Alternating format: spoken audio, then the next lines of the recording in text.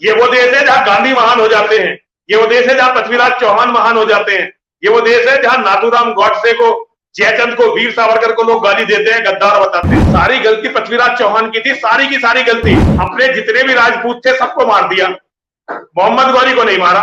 जो आज मोदी जी कर रहे हैं ना, अपने समय में यही पृथ्वीराज चौहान ने किया, और मुसलमान को मारा नहीं। जो इतना बड़ा आतंकवादी, इतना बड़ा गिरोह बार बार छोड़ता रहा महान बनने के लिए, ये गांधी ने किया, ये आज मोदी जी कर रहे हैं।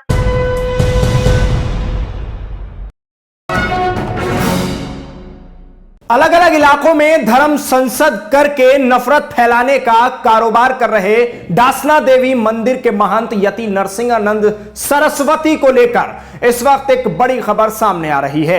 यति नरसिंहानंद सरस्वती ने 3 दिन के धर्म संसद का ऐलान किया था और यह धर्म संसद 17 दिसंबर से शुरू होनी थी, लेकिन उत्तर प्रदेश पुलिस को जैसे ही इसकी जानकारी मिली, पुलिस ने तुरंत धर्म संसद पर भी रोक लगा दी और धर्म संसद के आयोजन से पहले जो बैठकें हो रही थी यति नरसिंहानंद सरस्वती के जरिए, उन पर भी पूर्ण रूप से रोक लगा दी है, नोटिस दे दिया है। अब ऐसे में यति नरसिंहानंद सरस्वती ने बौखलाहट में जो एक वीडियो जारी किया है उसमें तमाम हदें पार कर दी हैं। यति नरसिंहानंद सरस्वती ने पृथ्वीराज चौहान, नरेंद्र मोदी और बापू को भी अपशब्द कहे हैं।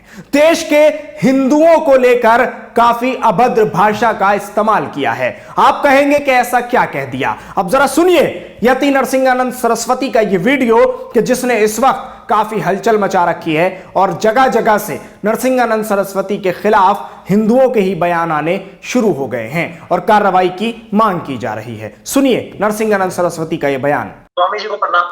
हर हर महादेव, हर हर महादेव, जय हो आपके। स्वामी जी, मेरे को बस एक प्रश्न करना है आपसे जी। आपके पास यदि 2 विकल्प हो, यदि आपको पृथ्वीराज चौहान वाली मैं स्थिति बता रहा हूँ, यदि आपको जयचंद और मोहम्मद गौरी की दुश्मनी, जयचंद की दोस्ती और मोहम्मद गौरी की दुश्मनी, दोनों में से कोई एक चीज चुननी हो तो आप क्या चुनेंगे? जयचंद की दोस्ती को चुनूंगा। जयचंद जैसे तो दोस्त बहुत कम है। पृथ्वीराज चौहान ने गद्दारी करी है, जयचंद की क्या गलती है भाई? पृथ्वीराज चौहान और जयचंद जो है सगे मौसेरे भाई थे, बिल्कुल सगे मौसेरे भाई। एक ही नाना के दोनों देवते थे, दोनों गुरु भाई थे, एक ही आश्रम में रह के पढ़े। जयचंद जो है हमेशा ही पृथ्वीराज चौहान का जनरल था। जब भी पृथ्वीराज चौहान कहीं लड़ने जाता था जयचंद को बुला लेता था, जयचंद पृथ्वीराज चौहान के साथ रहता था। एक दिन 65 साल के पृथ्वीराज चौहान जो है जयचंद के घर गए। उन्होंने 13 साल की उसकी बेटी थी संयोगिता, जयचंद की बेटी पृथ्वीराज चौहान ने देखी और वो इतनी बड़ी गद्दारी जयचंद के साथ पृथ्वीराज चौहान ने की कि उसने उसकी बेटी का अपहरण कर लिया और उसके बेटे का, उसका बेटा नहीं था जयचंद का, मुंह बोला बेटा था लाखन, उसे बुला के धोखे से मार दिया। अब एक अपने भाई की, छोटे भाई की बेटी का अपहरण कर लोगे और उसके बेटे को मार दोगे, फिर क्या उम्मीद करते हो तुम? और जयचंद ने कहीं भी गौरी की सहायता नहीं करी एक भी जगह, लेकिन लड़ाई से चला गया। जयचंद लड़ाई को छोड़कर चला गया। जयचंद पृथ्वीराज चौहान के साथ नहीं लड़ा। जयचंद जैसे दोस्त दुर्लभ होते हैं भाई। ये तो कायर हिंदू है, कमीने हिंदू है, जो केवल राजाओं की वाहवाह करते हैं। राजाओं की वाहवाह के सिवा आप भाटों का लिखा हुआ इतिहास पढ़ रहे हैं? भाट जो पैसे देकर अपने राजा के लिए लिखते थे, जब असली इतिहास पढ़ेंगे ना तो पृथ्वीराज चौहान, अब मैं कुछ कहूंगा तो लोग बकवास करने लगेंगे, सारी गलती पृथ्वीराज चौहान की थी, सारी की सारी गलती। अपने जितने भी राजपूत थे सबको मार दिया, मोहम्मद गौरी को नहीं मारा, उसे बार बार छोड़ता रहा। तो जयचंद की दोस्ती तो भैया बेमिसाल दोस्ती है।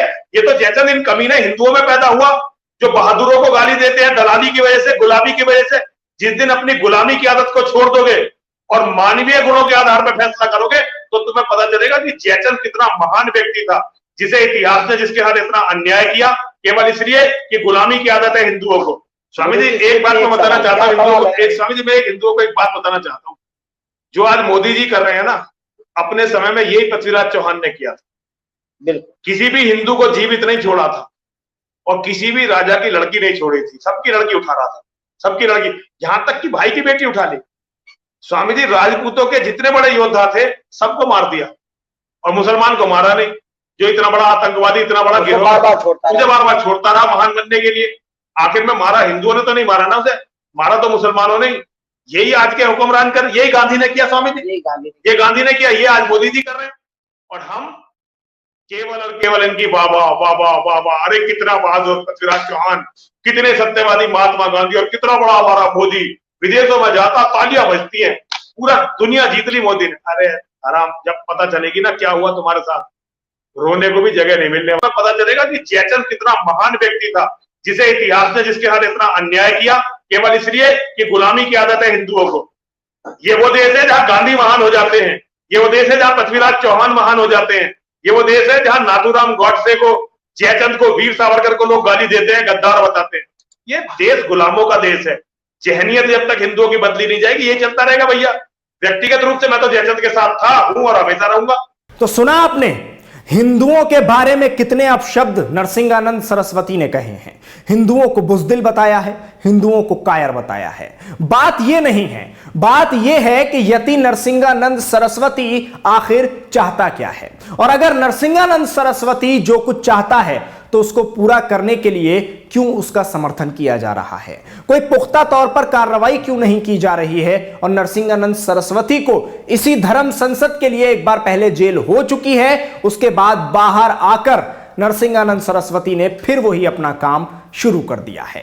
यानी आपको याद होगा कि जब धर्म संसद हरिद्वार में हुई थी तो उसमें किस तरह से मुसलमानों को काटने मारने की बात कही गई थी, मुसलमानों का बहिष्कार करने की बात की गई थी और देश में हिंदू राष्ट्र बनाने की बात की गई थी, भारत को हिंदू राष्ट्र बनाने का फैसला किया गया था। ये सारी चीजें जब सामने आ गई थी, उसके बावजूद कोई पुख्ता कार्रवाई नरसिंहानंद सरस्वती पर क्यों नहीं हुई।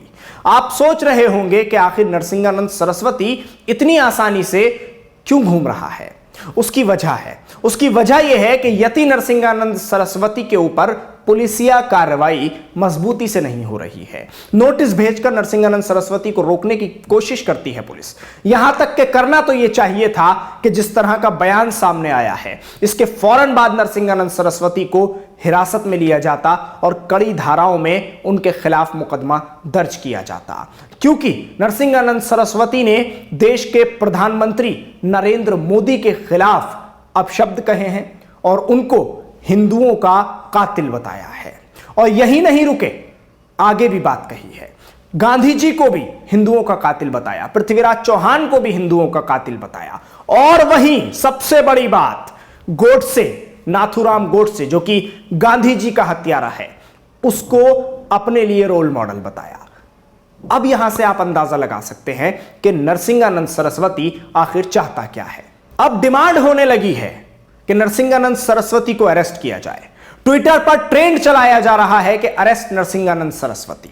वहीं जरा सा इसमें तब्दीली लाई गई है, चेंज लाया गया है। नरसंहार को लेकर नरसिंहानंद सरस्वती के नाम को ट्विटर पर ट्रेंड किया गया है, क्योंकि नरसिंहानंद सरस्वती बांटने, काटने, मारने और पीटने की बात करते हैं, मुसलमानों को खत्म करने की बात करते हैं देश से। और वो अपने बयान के जरिए हिंदुओं को लगातार इस तरह से ललकारते हैं जिसके जरिए हिंदू उनके बहकावे में आ जाएं और उकसाकर जज्बात में कोई ऐसा कदम उठाएं कि जिससे देश का माहौल बिगड़ जाए। हम सभी हिंदू भाइयों से यह गुजारिश करेंगे अपने आज के इस वीडियो के जरिए कि नरसिंहानंद सरस्वती जैसे लोग जो आपके भी खिलाफ बयान दे रहे हैं, मुसलमानों के भी खिलाफ बयान दे रहे हैं, उसके लिए ज्यादा से ज्यादा कार्रवाई की मांग करें, जैसा कि ट्विटर पर अब ट्रेंड भी चलाया जा रहा है, अरेस्ट नरसिंहानंद सरस्वती। तो अब देखना होगा कि नरसिंहानंद सरस्वती ने जिस तरह से पीएम नरेंद्र मोदी, देश के राष्ट्रपिता महात्मा गांधी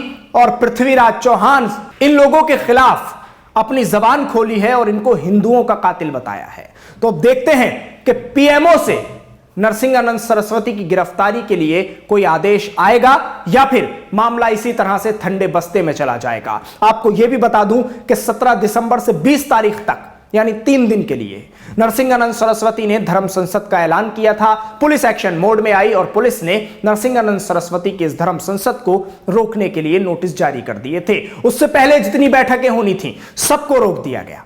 इसी की बौखलाहट में नरसिंहानंद सरस्वती ने यह वीडियो जारी किया है। अब देखना होगा कि क्या कार्रवाई नरसिंहानंद सरस्वती के खिलाफ इस पूरे मामले में होती है। शुक्रिया आप हमारे साथ इस वीडियो पर जुड़े। न्यूज़ MX को यूट्यूब पर सब्सक्राइब करें, फेसबुक पर लाइक करें, वीडियो को ज्यादा से ज्यादा शेयर करें। धन्यवाद।